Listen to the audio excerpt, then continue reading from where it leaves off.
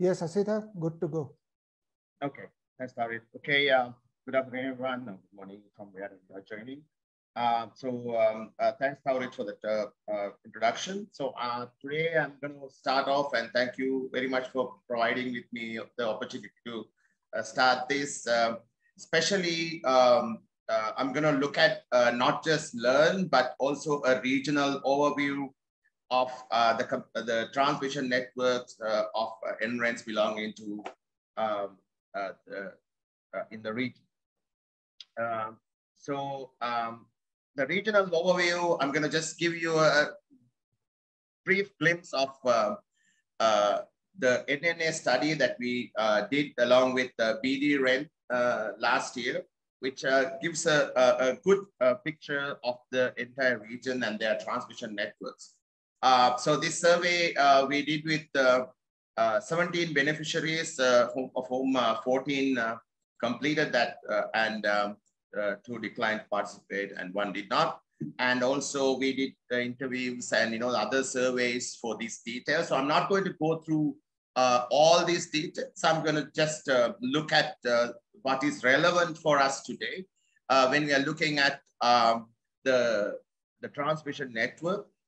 So when we see this, our beneficiaries in these regions, that we can see that a majority of the transmission networks are being rented, and we only have only a few who fully own or have a long-term lease of their transmission network. So I think I have now the names here.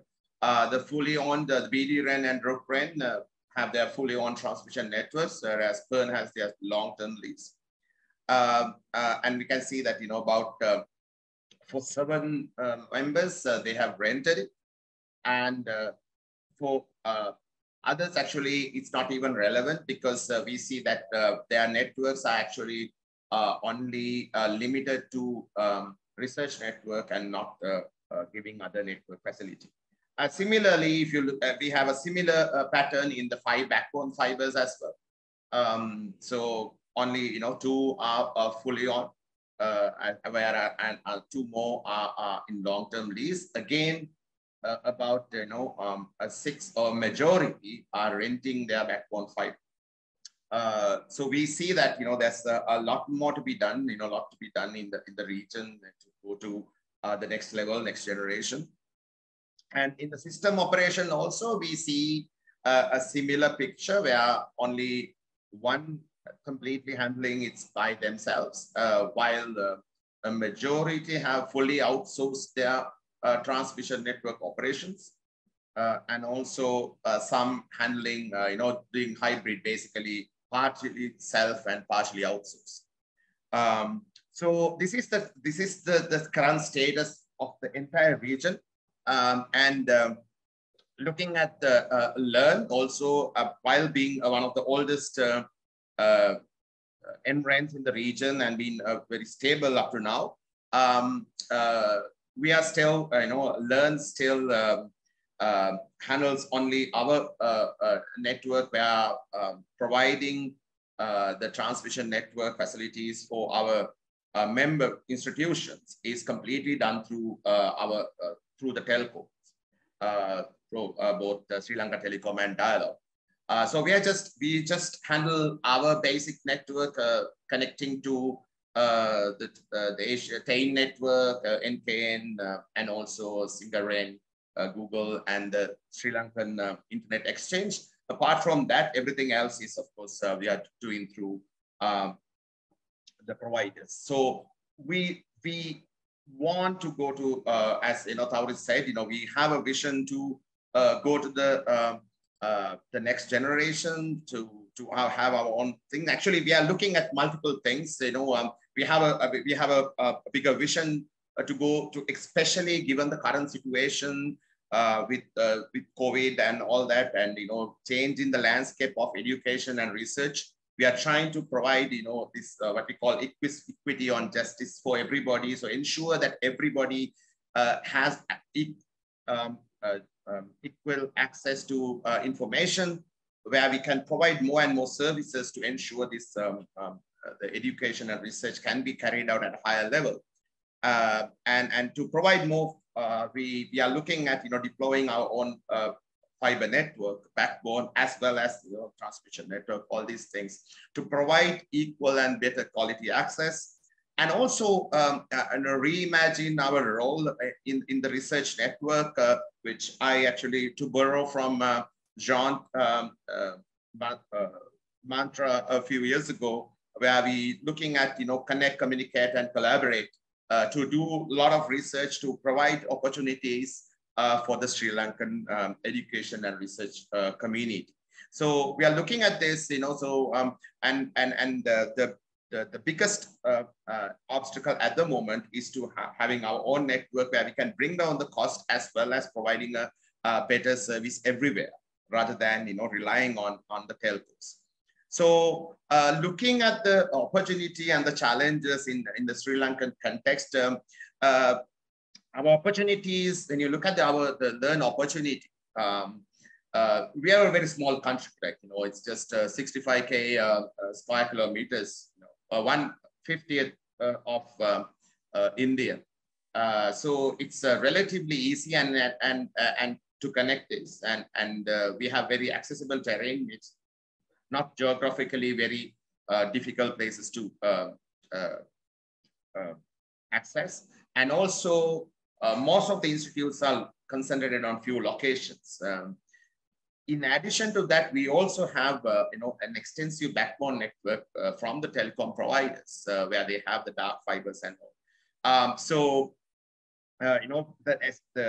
the infrastructure is already available for most part, and the rest is not difficult to provide given the conditions. And we also have an opportunity to learn from the best practices, from our regional partners, the BDREN, who are doing a wonderful job in these things. And also, we have NSRC, who are always willing to support. So we are looking at all these opportunities to ensure that we can actually build. And also, this, I'm thankful for, organizing this, because this is a wonderful opportunity for us to hear the best practices and the success stories around the world, which will provide us with more information going forward. We also have a lot of challenges. Even though we have started this process, we have been stuck at the moment a little bit. One is, of course, obtaining the support from the policymakers and the regulatory bodies. This is one of the things that has been highlighted in the NNA study. And we had started this process, but unfortunately, as you, I think all of you are aware, we have been in a bit of a turmoil for the last few years with the elections, changes, and now political instability, which has also created instability in the state mechanism, because nobody is really sure about what's going on and all that. So we are trying to get that through that hurdle first, which has been one of the biggest issues, and we see this is a bigger issue in all the other places as well. A general turmoil in the last 2-3 years with COVID, and also we had another incident in Sri Lanka 2019. So this has kind of limited our opportunities to move forward.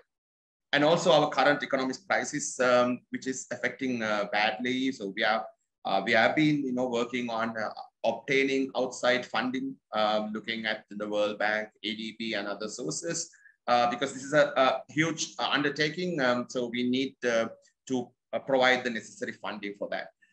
So even then, we are quite hopeful, remain hopeful that we can get to this challenge and get it done in the near future. So with that, I'll end my presentation. Thank you very much. Thank you, Asita, for giving a brief view and also for maintaining your time. So thanks a lot. Please take it down. Don't go away, because the audience might have questions for you. Then our next presenter will be Mr. Alam Ahmed, and he's from Bangladesh Research and Education Network, my organization. Alam Ahmed is a telecom transmission professional who works at BDREN, the National Research and Education Network of Bangladesh, as a senior network engineer. And he's working on transmission. He has 15+ years of working experience in telecommunication. That includes telecom project management, transmission, operation and maintenance, implementation and integration of transmission network. Mr. Alam, please go ahead. Are you hear me by my voice and screen? Yes, it is fine. Okay, Please. thank you, sir. Good morning, good afternoon, and good evening to you all, depending on your location. It's privileged to get an opportunity to speak on behalf of BDREN. In this presentation, I will talk about the transmission network BDREN has, the benefit and challenge of network, and about some of our future plan to upgrade the network.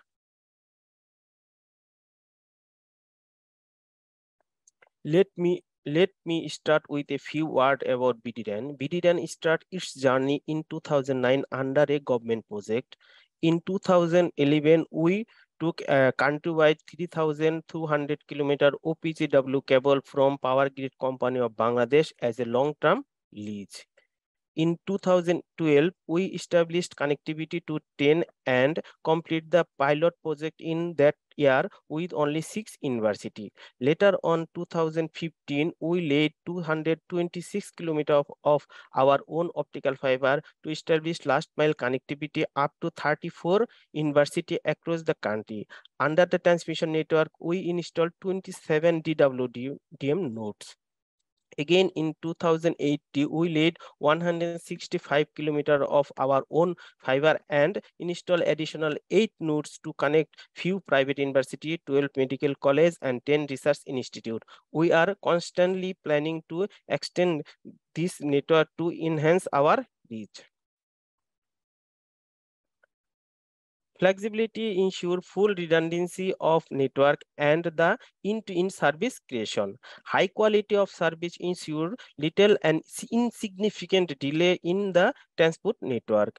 Scalability means BDREN can quickly and easily build a 100G or higher capacity backbone network using the same transport equipment. Using this topology, we used to create end-to-end 1G or 10G service using the transport network, where we used to connect routers at the transponder card as both end. The major weakness of topology is single node failure. In this topology, our network availability used to be 3 nines, which was not that acceptable to our member institute. To improve this ability, we are taking VPN service from BTCL for route protection purpose, which has enhanced our service ability to 4 nines and increase even to 5 nines. In this slide, you can see the BDREN transmission network attributes spanning a distance of 3,200 kilometer OPGW cable and around 4 kilometer of own fiber. We are using Cisco ONS 15454 having 35 DWDM nodes, RUDOM cards with 14 lambda, and amplifier cards consisting of EDFA and Raman. Although we have replaced the Raman with ULA nodes, we have 10G, 1G transponder card as well. We use both fixed and tunable SFP. We have tested all these feature in our network, which we can implement at any moment subject to demand and necessary of our client. Alien wavelength support, harmonic connection, smart optics with alien wavelength, which is under planning stage. We have tested the Tejas network TJ1600 platform for alien channel functionality in our network. In the said testing test Tejas network 100G alien channel were configured on Cisco Dwtm transmission backbone from Dhaka to Patuakhali, which is 670 kilometer link without any intermediate amplification, reshaping and retiming. The test has passed 24 hours ability test without any shortcomings. We have tested the harmonic connection functionality in our network. In the said testing, a 10G channel was configured on Cisco Dwtm transmission backbone from Dhaka to Rajshahi, which is 250 km with BTCL ZT transport network in between without any intermediate amplification, reshaping and retiming. The test has been passed 24 hours stability test without any issue. The details are there in the slide. We have tested the smart optics connectivity connection functionality in our network. Using the smart optics technology, we could terminate colored 10G or 1G directly to router port, avoiding the transport card. You can see the details test architecture here in the slide. We will start the smart optics with alien wavelength technology for 100G service in near future. Combine the alien wavelength and smart optic feature together, and hopefully we are going to be successful. Challenge: high invest and maintenance cost, extending the ring connectivity, low utilization of the network, policy level support, unavailability of S1. Thank for your consistency. I will stick around and will be back again in the Q&A session. Thank you, sir. Thank you, Mr. Alam, for taking less than 7 minutes, I think, and finishing your presentation and giving us a wider look about what BDRN is doing. So please don't go away. The audience might have questions for you. So our next presenter will be Mr. Zhonghui Li from SARNet, Department in Institute for Network Sciences and Cyberspace. He's working as Director of Operations. All of us who are involved with 10*CC and 10, we know Zhonghui Li because each and every month we get a mail from him about the network quality and usages. So he is a PhD in computer science and technology at Tsinghua University and in charge of SARNet, SARNet 2, CNGI 6IX, and as I mentioned, 10 operations. So he has many duties and responsibilities, and among all his business, he could spare some time for this session. Thank you, Zhonghui Li. The floor is yours. Okay, thank you, Chair. Can you hear me? Yes. Okay, thank you, Chair. Okay, thanks for the introduction. And hello everyone. I'm Zhonghui Li from Tsinghua University, and as the Chair mentioned, I am responsible for the operation of SARNet and SARNet 2. First of all, please be informed I am not the expert in the transmission network, but I will try to give you an overview of the SARNet optical transmission network by this talk. And, okay, here is some brief introduction about the SARNet. SARNet is the China Education and Research Network, and it is the first nationwide internet backbone in China. Now the fourth largest internet service provider in China, one of the largest NREN in the world. Here, as you might have known, SARNet has two IP backbones, SARNet and SARNet 2. SARNet is the pure IPv4 backbone with 38 POPs in 36 cities, and while the SARNet 2 is the pure IPv6 backbone with 41 POPs. we have two IP backbone, but they are all built on one optical transmission network. Sorry, please wait. Okay. Over this transmission network, we have our own dark fiber, except for the circuit to Urumqi and Lhasa. The total length of the fiber is more than 30,000 kilometers, and at the node core nodes, we deployed 4100G Dwtm device. Here, I would like to show you how the certain optical transmission network was evolved.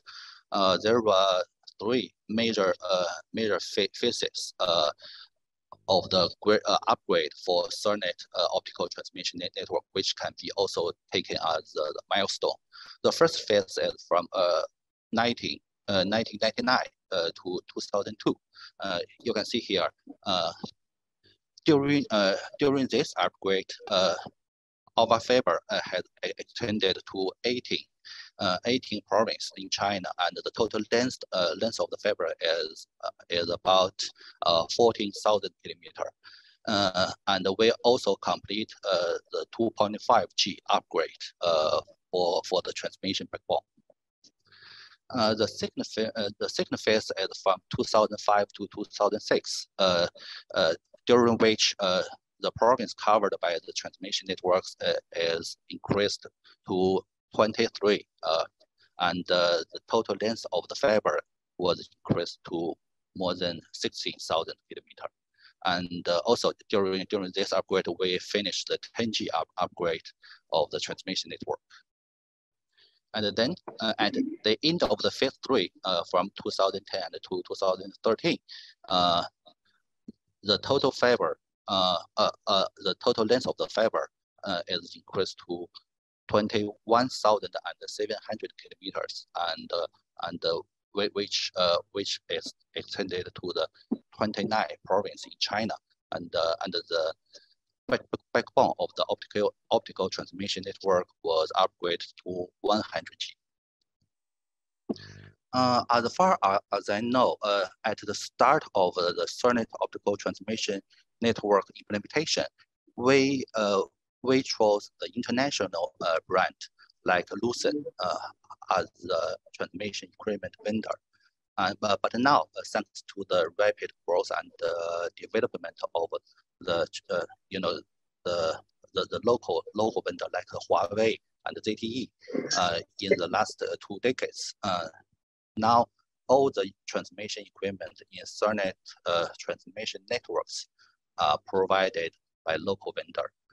Here you can see they are the Huawei Optical X OS10 and the ZTE ZX1. In previous slides, you might notice the last major upgrade for the Cernet transmission networks is in 2013, which about almost 10 years ago. So in recent years, we have been faced with a number of critical issues. The first one is the rapid traffic growth of IP backbone. Here from this graph, you can see the IP backbone graph is increased by 4 times within 8 years.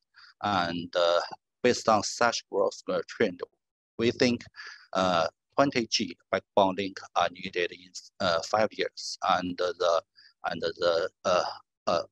transmission backbone might need the with maybe 300G or higher bandwidth is needed after another 5 years. Besides, we also have some other issues like the fiber aging issue, introducing extra attenuation, which cause downgrade of transmission performance. Also, due to lack of our own dark fiber for some core nodes, we have to lease the circuit from commodity ISP as protection rod with lower bandwidth, which means once the primary 10G or 100G link is broken, all the traffic might be rerouted to the protection rod. It's very likely to cause the link congestion. And also due to the historical reason, both 10G and 100G are are transmitted on quite a number of transmission backbone link, and which keep us from taking full advantage of 4100G OTN transmission system due to deployment of the DCM. And also, we are lack of the automation for wavelength division scheduling, which causes the time-consuming Dwtm deployment and inefficient protection route activation. So, in order to solve those problems, SONET is about to start the fourth phase of the transmission network upgrade. The first is try to deploy 400G or 800G OTN with the consideration of Super C band support. And we are also planning to replace part of the old fiber with the new fiber, and the G654E fiber with lower attenuation and better performance is also under consideration. Just another thing to try to solve the insufficient capacity on protection route. We are also thinking try to do the protection route cable lay for those core nodes concert, including the link from Beijing to Harbin, Shenyang, Dalian, Jinan to Qingdao, and so on. And also, we are trying to upgrade the incomplete ring to the whole ring for the better protection purpose. And another thing, we are also considering the support for the 100G and the 400G only over transmission backbone, and then use something like the MS OTN, liquid OTN, pixel OTN to support lower bandwidth like the 10G, 2.5G, and 1G. The last thing we plan to install the OXC equipment for super core nodes and deploy the ASIN system so as to simplify the in-node fiber interconnection, support 3D mesh transmission network, and also try to enhance the automation for the optical transmission link provisioning, monitoring, and troubleshooting. And that's all for my talk. Thanks. Thank you, Jungwei, for presenting SARNet. Definitely a big country, a big network, but very little time for you to present such a big network. Sorry for that, but thank you for maintaining your time and allowing us to have a brief look on SARNet. So the next presenter will be from Dwtm, Mr. Khando. Are you there, Mr. Khando? Yes, sir, I'm here. Could you please switch on your video? Oh, thank you. So let me give a brief introduction of Mr. Khando. He is from Department of IT and Telecom, Ministry of Information and Communications, Bhutan. Professionally, he is an engineer. He has graduated in, he is a graduate in engineering, electronics, and communications. He also participated at different national and international training and workshop and demonstration programs. So he will be presenting on Dwtm transmission system. Mr. Khando, please go ahead. Okay, thank you, sir. Thank you, Chair. Please proceed. Okay, good evening, everyone. And I would like to thank the Chair for introducing me for this session. And also, I would like to thank APAN 54 event organizer. So today I would like to present about the transmission network of Dwtm to research and education network.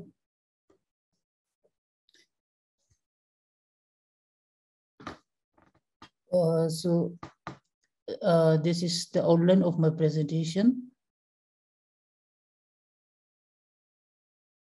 In this presentation, I will be covering the brief background about the Dwtm services, network coverage, fiber connectivity, network transmission link, network topology, transmission technology challenges, and future plan of the network in our network.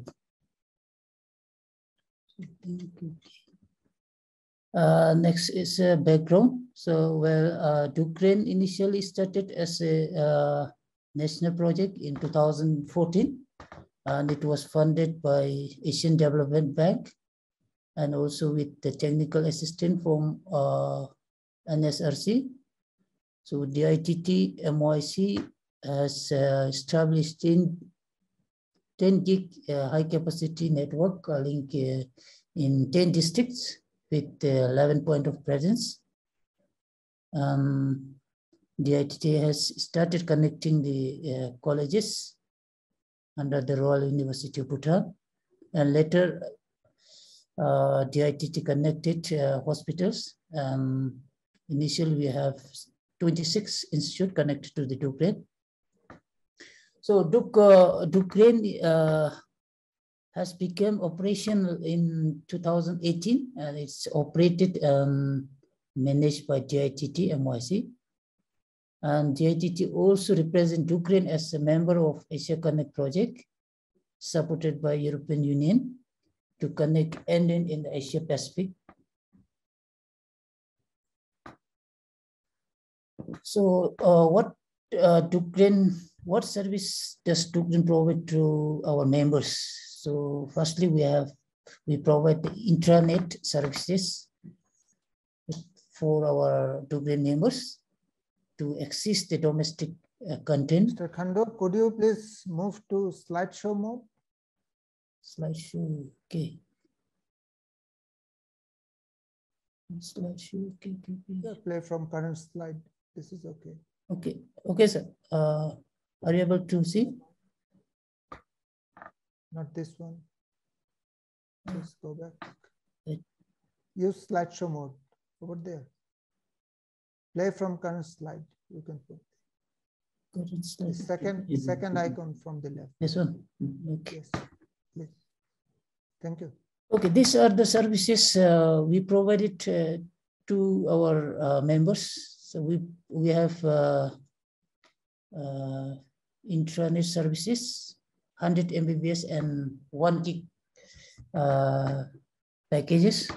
So we also have access to obtain and the global RAN via NKN India for the research and education transit. For international commercial transit, DITT purchase a bulk internet bandwidth, and we distribute to the members. So we also have a data center services where we host our infra services, in-premise Zoom services, and host the critical services of Dwtm members. So this is the overall network coverage of Dwtm. So under the digital flagship of our government, we have connected, we have expanded our network to the 20 districts.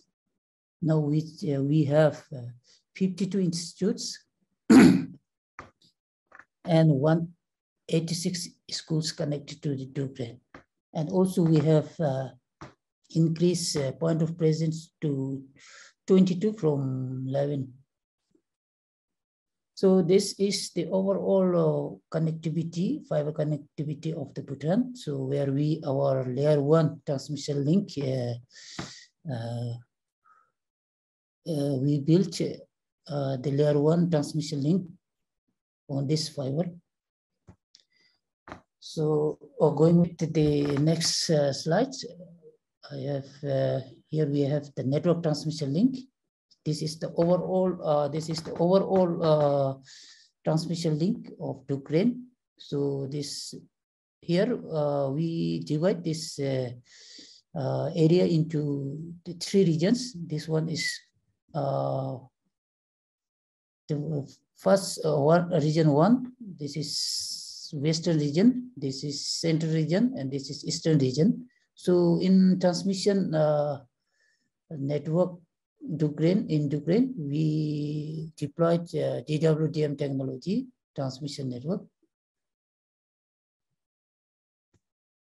So this is the network topology of Ukraine. So here you can see the different components of hardwares we use in our transmission link. So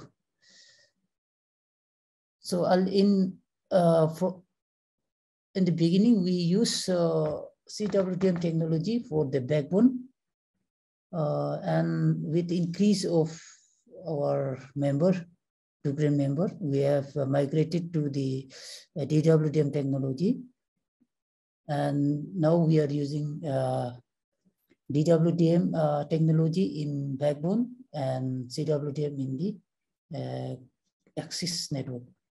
So this is the network link or the components in central region, and this is for the eastern region.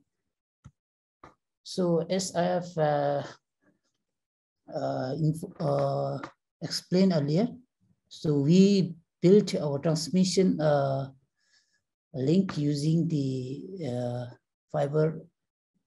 optical fiber cables. We use OPGW cable fiber for the backbone link, ADSS for the access network, and we deploy both the DWDM and CWDM technology for our networks. So for core we have DWDM, and for access we have CWDM technology. So these are the components of CW and DWDM transmission in our network. We have 40 channel DWDM MUX and DMUX module, 8 channel CWDM MUX and DWDM module, and also we use amplifiers, pre-amplifiers, booster amplifiers, line amplifiers, inline amplifiers, I mean. Then also we use optical transceivers to build and establish the link, both the backbone and access link. For the backbone link, we use the channel and tunable SAP plus, 10 gig SAP plus and XAP plus for the backbone. And also we use channel 1 gig SAP for the access or last mile connectivity. So now these are the challenges we are facing in our transmission link. The first is the fiber breakage due to the natural hazards such as landslides, tree falling, and rock sliding, etc. And human activities, construction, fire, and illegal fiber cutting for personal use. Damage by the wild animals such as squirrels, rats, and mouse, etc. So next is unstable transmission link due to degrading fibers, fiber losses due to splicing and bending losses, and also lastly due to the lack of technical expertise in the field of fiber network. So in order to overcome the challenges in our transmission link, DITT is planning to deploy the active DWDM equipment in our backbone link to boost the signal in order to further stabilize and optimize the overall performance of the Ukraine network. And also we are planning to build and establish the redundant link in some regions to establish service reliability and also to avoid unnecessary network downtime for our members. And I would like to thank everyone. So I have this much for now. So we will meet again in Q&A session. And thank you, Chair. Thank you, Mr. Thando. It is nice to see that Bhutan, being such a small country, even though NREN has come forward with DWDM and CWDM transmission network, although there are probably too many spots in your link, and your future plan says that you are trying to address that. Yes, there are many challenges, and management of optical fiber is a big challenge. I know that. Even in my country, I have many spots in my network. So that is a big challenge. Thank you. Thank you for your presentation. Okay, thank you. Next presenter will be my good old friend, Jürgen Qvist from Nordnet. Thanks, Jürgen, for giving us some time from a distant location. So let me say a few words about Jürgen. Jürgen Qvist joined Nordnet in 2008, and he is the Chief Network Operating Officer of Nordnet. He has joined Nordnet following various positions in technical and telecom organizations. He is overseeing Nordnet operations and the service portfolio. Prior to joining Nordnet, Jürgen held similar positions in telecoms industry. Jürgen holds a diploma in engineering business administration from the Copenhagen College of Engineering and in specialized information technology from Copenhagen Business School, if I am not wrong. Thank you, Jürgen. Floor is yours. Please go ahead. Yes, thank you very much for the nice introduction. I hope the sound is okay. Yes, great. Perfect. I will then share my screen and hope that it has the desired outcome.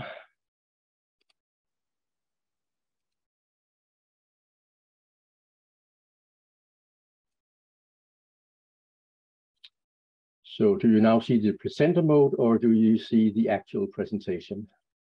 It's okay, please. Good. So basically, what I wanted to start with is just a quick note about the Nordic region that you might not be too familiar with. Nordnet is the regional NREN for the Nordic NREN, and the Nordic area is Denmark, Norway, Sweden, Finland, and Iceland. Geographically, it's a bit more than 3,000 kilometers north to south, and roughly 2,000 kilometers wide, not counting Iceland, which is out in the ocean a bit further away. And roughly the NREN networks support around 1.4 million university students, and then there's a lot of other organizations connected in the various countries as well. So it's a big network, comparable to some of the ones we just seen. Nordnet has just deployed its new network, which was called Next Gen at the time when we were planning it. And what I'm mainly going to talk about today is some of the realizations that we have done with the implementation of this new fiber and optical network platform. So first of all, when we were doing the kind of what is the objectives of the new network, there was in total 15, but there's a couple of them that had a bigger influence on how we have actually built the network. And one of the things that were really, really important is availability, because the universities in our part of the world is really depending on cloud services. That is for learning management systems, offices support, anything. I mean, there used to be like a huge IT organization at the universities, but that's not the case anymore. It's really shrinking down, and the majority of everything that the university has done is based on cloud. But that has also meant that the importance of the network have kind of gone from nice to have to really essential for the daily operations of the network, of the university, and even before COVID, but during COVID, this become even more precise and clear in everyone's mind, because everyone was studying from home using Zoom and other tools to participate. So that's really, it's 100% availability. Not having the network is not an option nowadays. And we decided in a few architectural things, like we need more redundancy. And I'll go a little bit into this when we start looking at some drawings, what this actually means. Another thing that we had experienced is that even though we have redundancy all over the network in multiple sites in the bigger cities, we have had situations where there have been either outages to the power grid that had affected a whole area, or cyber attacks that had effects more or less in the same way. So therefore, we also decided that we need to have a topology that kind of protects us from these side of things, that be regionally, nationally kind of failures, and also to secure some connectivity for each country separately outside the Nordics, not depending on anything else. And the other thing that we decided on, that we will use other research networks spectrum where at all possible, and especially that has had a huge impact on the Nordic or Northernest network within the Nordic region, as I will show you in a little bit. And then again, we did a lot of not research ourselves, but looked at what other people have done in terms of how do you secure 100% availability. And basically you need, it all comes out to, you need at least 3 ways to connect from any place to get there. And that's why we, for all the things we do in network, except for Iceland, because it's not possible, have at least 3 ways. So it's N stands for the core connection, and then +2, at least 2 other ways to connect at a similar level and capacity. So the 2 kind of regional issues that we had in the old topology, it was around Copenhagen and then down in Germany in Hamburg, where the redundancy we had was quite dense. It was like within a 50-kilometer range. And those were actually the 2 ones where we had seen these regional issues with power. The Copenhagen one was just a pure failure, and the Hamburg one was actually a cyber attack on their infrastructure that caused them to close parts of the grid down. So that was really what we were trying to kind of protect ourselves against with parts of the new topology.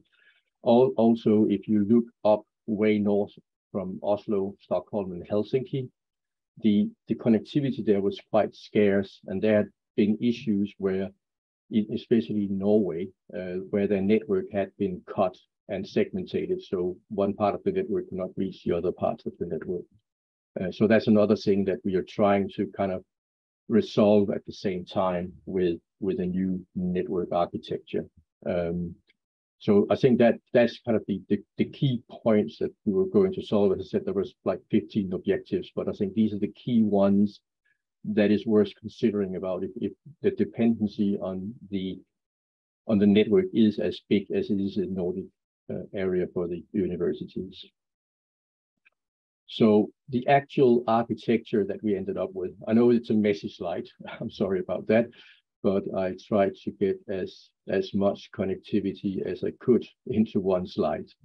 So basically, the Nordnet network is based within the Nordic area on spectrum provided by the Nordic NRENs. And their networks are now also connected in a much tighter way, actually without using Nordnet resources, but Nordnet uses their resources. So all of the red dotted lines there, that is where Nordnet utilize spectrum on the Nordic NREN networks. So Nordnet's actual, where we actually own and operate the fiber, is now reduced to the connectivity from Copenhagen and Esbjerg down to the Europe, and we also have our own fiber from London crossing Brussels to Frankfurt as well. And then for other connectivity down in Europe, we rely on Shant, on SurfNet, so that other NRENs that we collaborate heavily with, and of course PSNC, the Polish network. So that is really kind of the core of the network is now spectrum based, and only where there's no other opportunities have we purchased our own fiber and deployed our own optical base system. And again, it is, if you look at the network north to south, it's roughly 5,000 kilometers from Geneva to far north of the polar circle.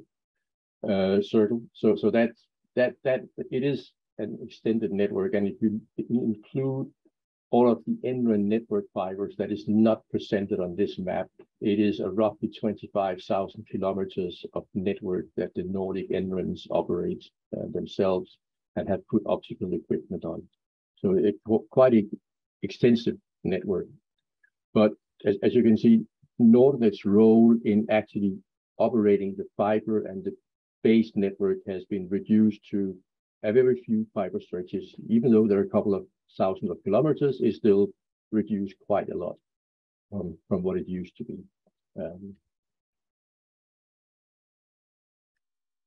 So the big thing for us is spectrum sharing, and I think this is something that has matured dramatically. We did the first tests with this way back in the days of starting around 2010, where we did the first alien wavelengths that was based on 10G technology, and it was very cumbersome and required a lot of like handheld engineering to make it happen.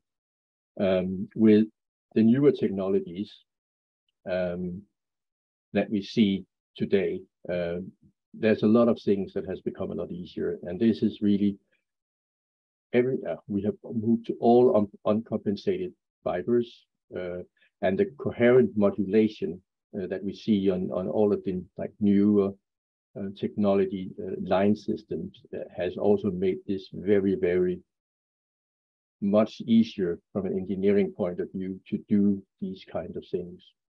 And the big kind of thing that really helped this along was the kind of disaggregation of the optical line system, where you have the open line system itself, and then you connect modems or data interconnect boxes or transponder shells or whatever you want to call them.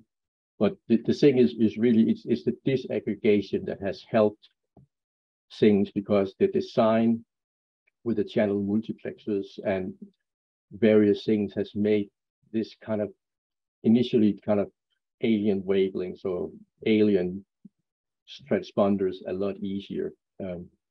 For our kind of network, the way we do it now, we've gone a step further. We actually rarely ever use like single alien wavelengths. What we use is actually we share chunks of the spectrum, and that is really a thing that is also taking on in the commercial world, so to speak. It really is a big thing, and we also have various agreements with commercial operators where we share and swap spectrum with them to increase the redundancy as part of the topology. And I think the big thing that we have learned doing this spectrum sharing is that the network needs to be on pair on certain parameters. And one thing that we have seen is that it is really important that everyone supports FlexGrid.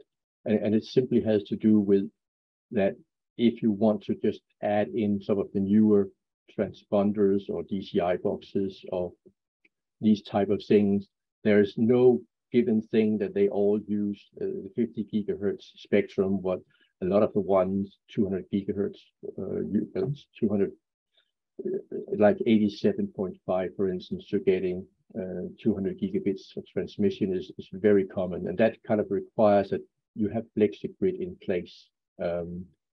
So that is really important. And it's also, especially what we've seen is that if you want to share these chunks of spectrum, the organizations involved need to have a shared kind of spectrum plan, so that, let's say that Nordnet needs 1.2 gigahertz of spectrum from Helsinki via Stockholm down to Copenhagen.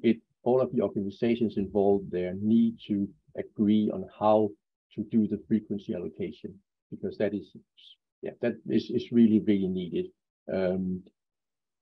And again, depending on how you do your designs, but what we agreed within the Nordic region is that to make sure that you can utilize the newer modems using FlexiGrid, that at least each chunk of spectrum must be 200 gigahertz unbroken, meaning no channel spacing, just 200 gigahertz of spectrum, because that's roughly where you see the biggest chunk that the newer DCI boxes actually use.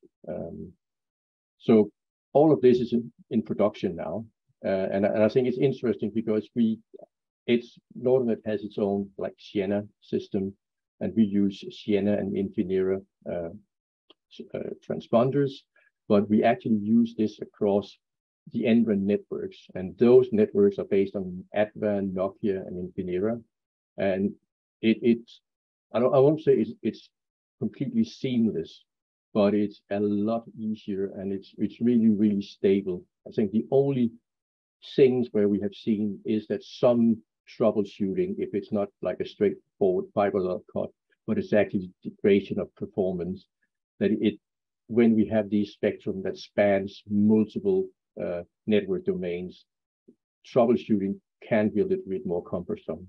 But apart from that, it's really been efficient and effective, and we have had a much better and much more redundant network as a result of implementing this spectrum design.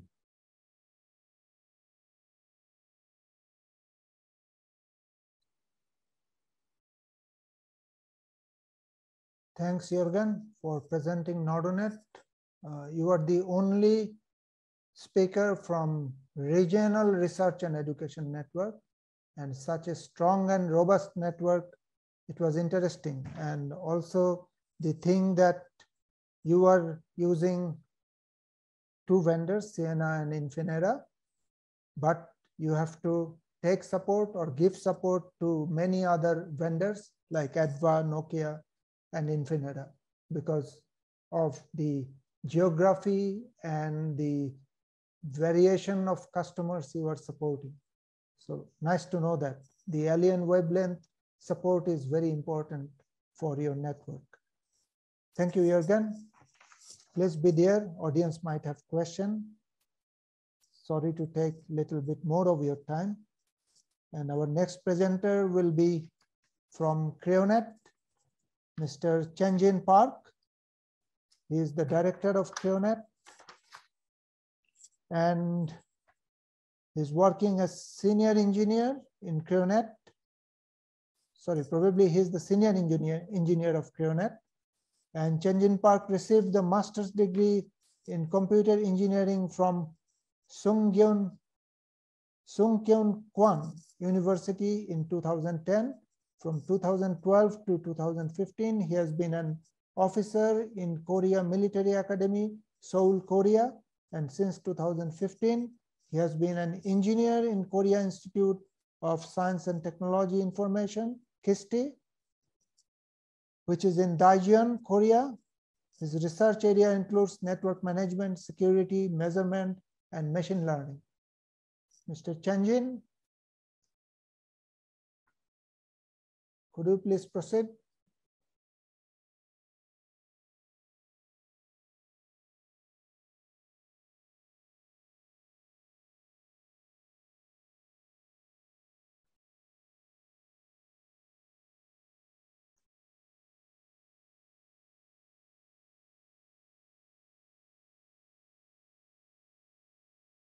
Hello, is there any problem?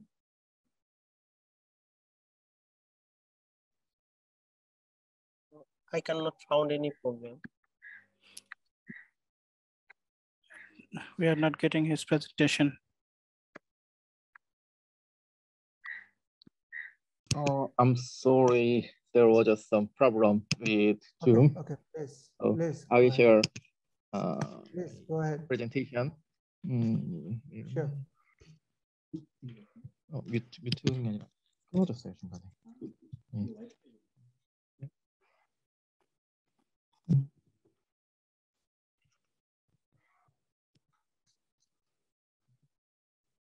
Do you hear me? Do you see the presentation? Yes, presentation is coming. We are waiting Yeah. for it. Yeah.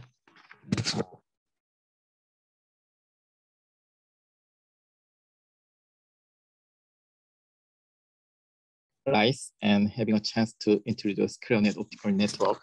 So, still working?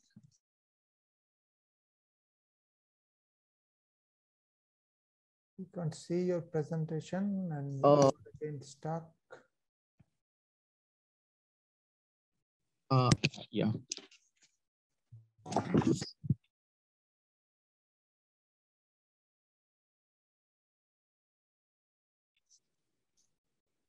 My Zoom is not working well, so could you change the next presenter?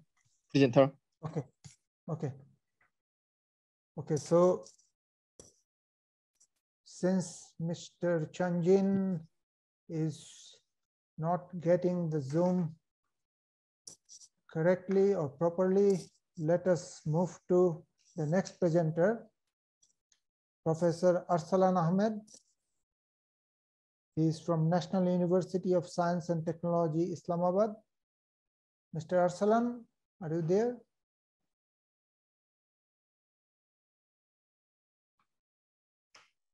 Professor?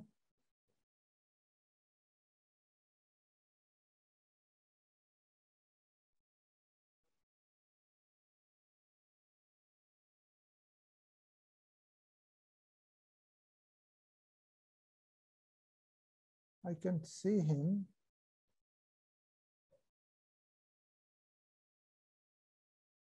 Yes, thank you. Sorry to call you early. We cannot hear you.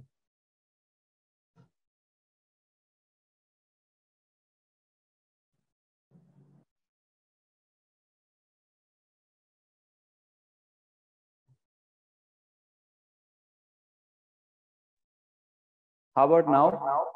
Yes, it is good, but we are getting echo. Now it should be okay, right? Yes, yes. Okay. So I can start, right? Yes, let me introduce you to the audience. Sorry. So Professor Arsalan Ahmed received his MS in Communication Engineering and PhD in Electronics and Communication Engineering from Politecnico di Torino, Italy in September 2010 and February 2014, PhD in February 2014 and MS in 2010. He joined National University of Science and Technology, Pakistan in 2015, where he is currently working as an associate professor and the director of Optical Networks and Technologies Lab. He is also the principal investigator of Asia Connect funded project, Software Defined Optical Network Training and Research Laboratory for 10 NRENs. So his presentation will be a little bit different.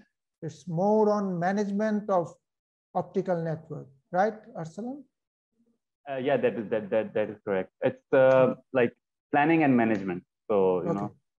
That's great. That's great. We have varieties of presentations among our speakers. Okay, so please go ahead. Thank you. So my screen is visible to everyone, I hope, and yes. I'm also audible, right? Okay.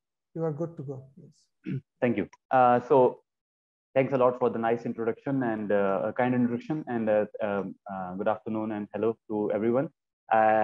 As mentioned by the respected chair, that my topic is a bit different from the other speakers of the session, and it is about Links, which is an indigenously developed tool by me and my research students. It's a GNPy based web application for multi-vendor optical network planning. So very relevant to our session, because of course we are talking about the DWDM transmission network of different NRENs and their evolution and the future trends. So one of the future trend is also, the involvement of this openness in the transmission network, and where multiple vendors can interoperate with each other. And of course, this requires sophisticated network planning. So tools like links, comes in handy in such a situation. So this will be the outline of my talk, and I'll talk about multi-vendor optical network planning, and then I will introduce links, its features, functionalities, how it works, and a very simple use case. So a very simple use case that how we can upgrade a network for live part deployment using links. And then if we have time, I can show you the live demo. I can take you to the web to the URL where we are hosting it, and it is publicly accessible for everyone, and they can just go out and check the usability of links. And in the end, of course, I will conclude my talk. Sorry. So if you talk about network planning, of course, it is majorly driven by the user traffic demand, and Cisco is one of the very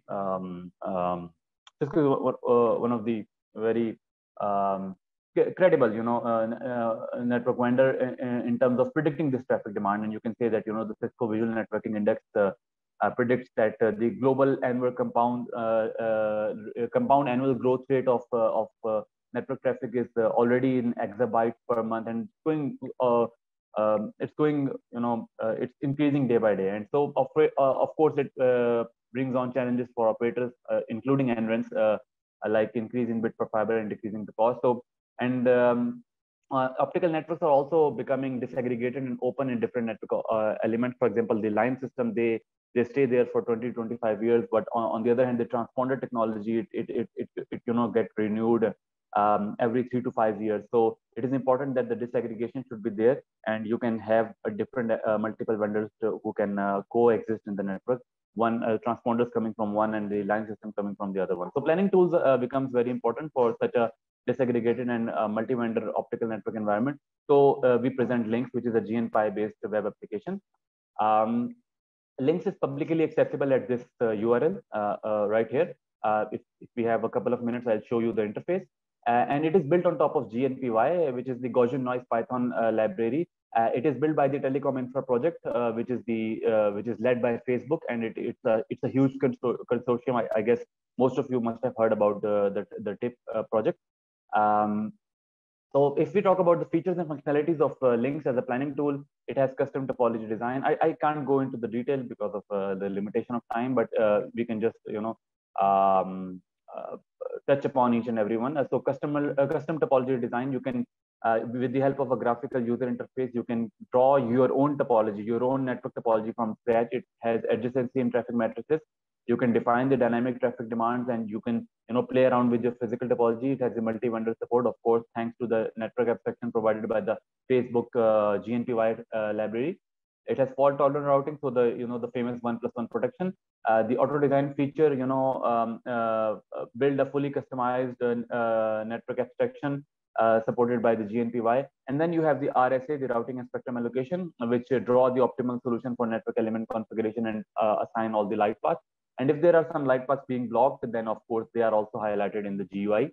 And the visualization and reporting feature give you, different dialog boxes, different ways of visualizing the network fiber constraints, parameters, assign light path, and other such important parameters. I will skip the system stack and architecture just to let you know that it is built on as a front end on Angular and Node.js, and at the back end we have the GNPy library, which I was talking about. And so the links with the help of HTTP JSON, goes to GNPy and brings on the feature in front. I think what is more interested for this audience is a live demo. I guess we have a couple of minutes, and so this is the landing page of Links, and you can just sign in with the help of it's available right here on this URL. You can sign in just with the help of any of your Google account. So my account was already preloaded, so of course just using that and signing in. it's free web hosting, so a bit slow, but I can speak as it is loading. So I can make a new project, APAN 54 demo, and if I create the project, we will have the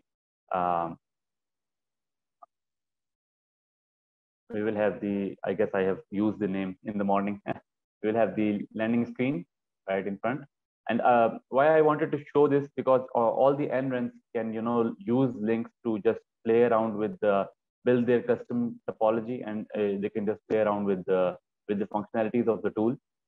And the design, the optical network design underneath links is 100% reliable and accurate, because as I mentioned, it is built on top of GNPY, and GNPY is the library which is built by the Facebook consortium, and it is already used by Orange Telecom of France for commissioning few of their links in the North Africa, if I have remembered correctly. So it is loading. If it is would be paid web hosting, then maybe would not have taken that much time. So okay, I guess we can't wait. We'll have a look at it later. So I have one example on the slides as well. And so what the example on this slide is the demonstration on NSF, the National Science Foundation topology, which is in the United States, 14 nodes and 21 connections. And we have taken a traffic path from Atlanta to Palo Alto, which is 100 gigabit per second of path bandwidth using the traffic metric. And what we have done is a very simple use case that using the default inline alpha noise figure, which is 6.5 dB, provided in the equipment. When we do the auto design and routing within the assignment, we see that the light path comes out to be a blocked one. So I have captured the pictures from links. It's still not loaded. But when it is loaded, this is the sort of interface that comes in front of you. So you can have all the dialog boxes on the top. You can have all the dialog boxes on the left side as well. And one of them is this, which gives you the traffic metrics, the provision to assign the traffic demand, and the physical topology. Okay. So what we have done is that we have inserted a traffic demand between Atlanta and Palo Alto, which is 100 gigabit per second. And you can see that this traffic demand is shown right here with the purple line. And when we mouse over, you can see that the light path demand, all the features of this light path demand are mentioned over there. Next, what we did is that we put the equipment configurations. It involves the span configuration, the ROADMs, the transceiver, the fiber, the EDFAs, and there is a minimum noise figure of the fiber, which is 6.5. And when we do the auto design, it puts the amplifier, it calculates the amplifier placement, put there, and then when we do the routing and spectrum allocation, this particular click right here, since there was only one traffic request, the tool links tries to establish the routing path, which is right here, from passing through few of the nodes and going over here. The complete picture is not shown here because we wanted to show this dialog box, but you can see that the path is being blocked, and it is blocked because even the total OSNR value of the path is lower than the minimum cardinality modulation format, which is available in the tool, which is BPSK. And so the change that we did in links is that we go back in the equipment configuration dialog and we lower the noise figure of the EDFA. Now I know that this may be a little bit far from practical, but I'm just trying to create a use case for the usability of the tool, that how easy it is to visualize. You have 1 more minute. Okay. I'm almost done. So so when we lower the noise figure from 6.5 to 4.5 dB, and then we do the auto design again, and then we do the spectrum assignment again, you can see that now the light path between Palo Alto and Atlanta is being established, and it is shown right here. Okay. I'm really sorry. I wanted to show the live demo, and I wanted to pull up the CERNet topology. One of the speakers spoke from CERNet spoke earlier in this session, and you have this topology zoo right here. Of course, I cannot show the live version. It's still loading. I'm really sorry. But the URL is live. Sometimes it takes more time. Anyway, so this is a use case. And to conclude, we demonstrate a very simple use case where links can be easily used to simulate a network upgrade. This example represents a very limited subset of many possible effective application of links, which undoubtedly serves as an accelerator and catalyst to efficient network analysis, both in terms of from an academic and industrial standpoint. In the end, before saying thank you to you guys, I just wanted to highlight that reach out to the audience for any possible future collaborations. We are open to that. This is the Asia Connect S-Down Lab, which was built as a result of a funding which NERST won in third call of Asia Connect. And you can see right here the open optical test bed that we procured. So it is open for collaboration among the NRENs and all the audience. Please feel free. So what we have two transponders, which is the state-of-the-art H-core Cassini right here. These black boxes. The number one over here, side A, side B over there. And we have two optical line systems, which are the ROADM from Lumentum, again, side A and side B. And then there are servers and fiber spools and stuff like that. So this is a state-of-the-art open optical networking testbed, and this is what we call the Asia Connect S-Down Lab. So I thank you all very much for your attention. Thank you to the session chair as well for giving me the opportunity. Thanks a lot. Thank you, Professor. Is it same as Cisco Transport Planner or similar to Cisco Transport? It is very similar to that. Yes. Okay, but it is open, right? It is publicly accessible, but not open source. We are still working on it. I'm really sorry about this. I mean, is it vendor dependent or? No, it is multi-vendor because of the fact that it is built on top of GNPY, which is also a multi-vendor network library built by the Facebook Telecom Infra Project Consortium. Thank you, Professor, for your nice presentation and for introducing this very software to the audience. Thank you very much. Thank you. Mr. Chanjin Park, are you ready? I'm ready. Okay, please go ahead. Yeah.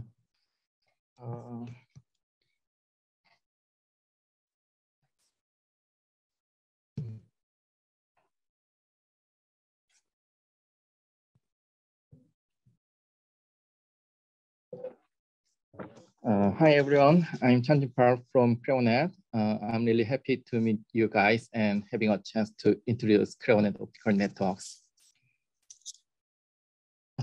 You hear me? Yes, we hear you, but we cannot see your presentation. First slide is CREONET and CREONET 2 overview. CREONET is our domestic network and CREONET 2 is our international network. 1988, we started with Korean National Science and Research Network, and 2005, as a core member of Gloria project, we started the International Research Network Service. We have 18 domestic regional gigapaths, including Seoul, Daejeon, and so on. And there are 5 international gigapaths: Chicago, Hong Kong, Seattle, Amsterdam, and Singapore. Singapore will be built 2023. And we support about 200 RNE. Can you see my presentation? No, if you want, I can share it for the audience. Do you want me to share it for the audience?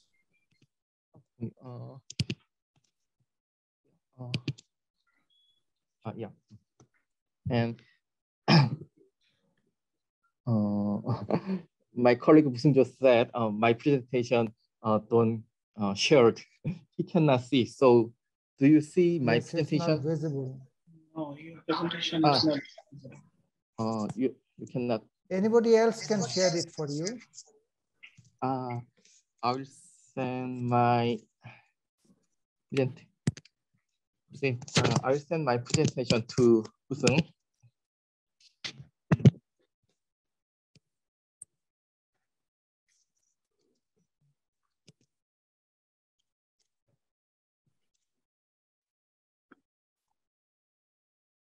I'm sorry for delaying. Technical issue. Hi, Busang. Yeah. How are you? I'm Busang? sending.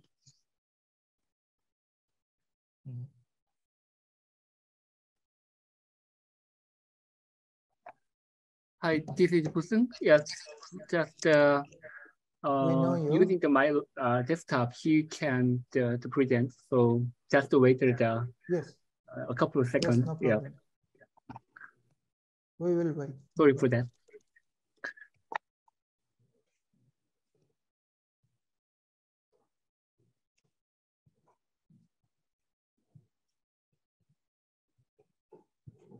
웹메일로 보낼게요. 네.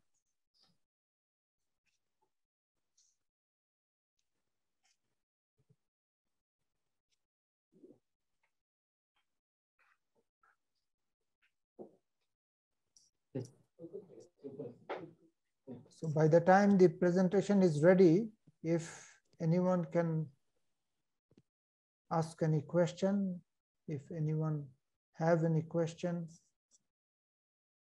for any of the speakers, please come forward.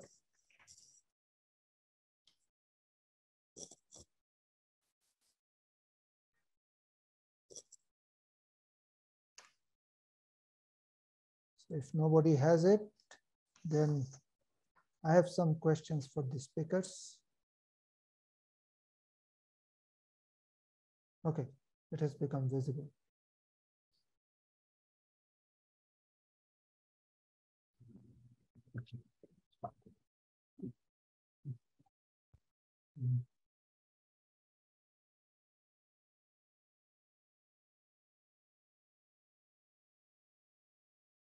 Yep.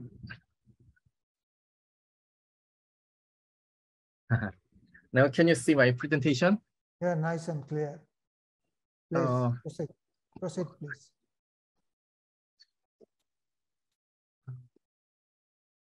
But I cannot hear you. It's okay. Please go ahead. Yeah. I'm sorry for delaying. No problem. I go ahead on. We operate 24-hour network operation center service, and we connected with internet exchange like commercial ISP in Korea, KT, Sejong Telecom for internet service. And we have a direct peering with cloud like Google, Amazon, Microsoft, and we provide some service like Aaron Lightpath service and L2 carrier service and VDN service based each of the virtual dedicated network we make based on the CRONET S. CRONET is SDN service, and we operate L3 RNE IP service. Yeah, this is map of CRONET 2022, but actually,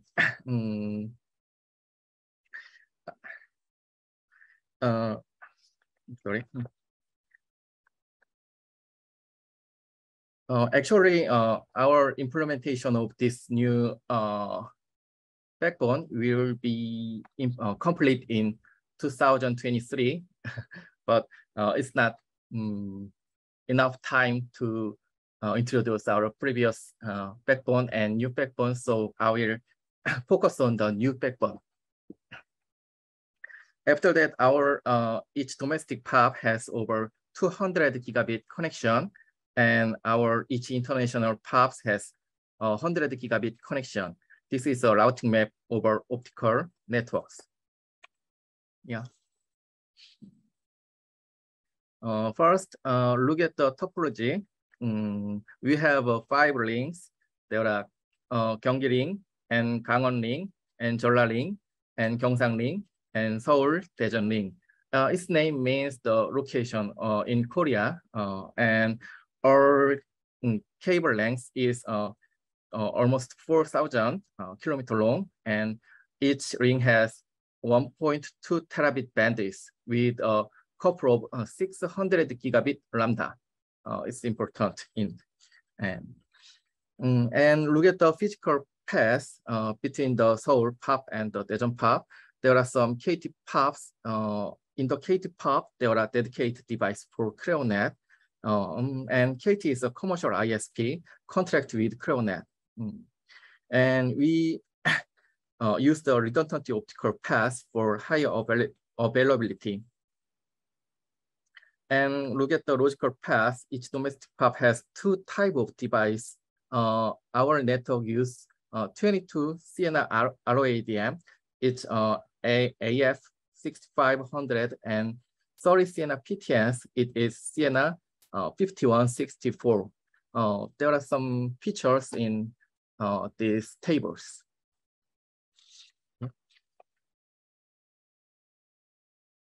This is a ClearNet 2 5 intentional POPs optical system. We have the, as I mentioned, we have 5 intentional POPs on Daejeon in Korea, Seattle and Chicago in USA, and Hong Kong and Singapore in Asia, and Amsterdam in Europe. We can see the cable system we will be using is on the cable system below. There are 7 cable systems we will use. With this cable, we will build a 100 gigabit global link from Daejeon via Chicago, Amsterdam, and Singapore to again Daejeon. We will make the 100 gigabit global links. In addition, there are Daejeon, Hong Kong, and Daejeon, Seattle, 100 gigabit link. The optical device is used here. Here is the same device will use domestic network equipment. Yeah. This slide is about challenges we faced. The first benefit of having our own transport network is that we can make the dedicated network supporting our scientific communities. We are supporting many scientific communities like EKBN. Some community like satellite and supercomputer need this dedicated private network because of security issues. EKBN is one of them. On second figure, we will provide dedicated network for them. Second is flexibility of bandwidth. When you need more bandwidth, we can add easily. Third is high availability. ClearNet availability is over 99.99% through redundancy, like fiber and module power and so on. There are some challenges we face is the about dark fiber. Some application is requiring dark fiber. QKD is one of them on the right figure. QKD is quantum key distribution. In the QKD, sending a quantum signal is needed, but there is no technology to send a single photon. To get a similar effect to sending a single photon, they use a very weak signal. Maybe it is minus 80 decibel. So we cannot share dark fiber, and it needs a dedicated dark fiber. In domestic ClearNet, we have some test QKD test bed between Daejeon and Wuchang. And to build on our own optical network, we need a dark fiber. But in Korea, only ISP can trade dark fiber. So it is a political issue, but so it's hard to solve. We are just planning to long-term dark fiber lease. Yeah. Thanks for listening. If you have questions, send the email, please. Thank you, Mr. Chen-Jin, for your brief but nice presentation. We got a brief overview of what ClearNet is doing. Now the floor is open for questions.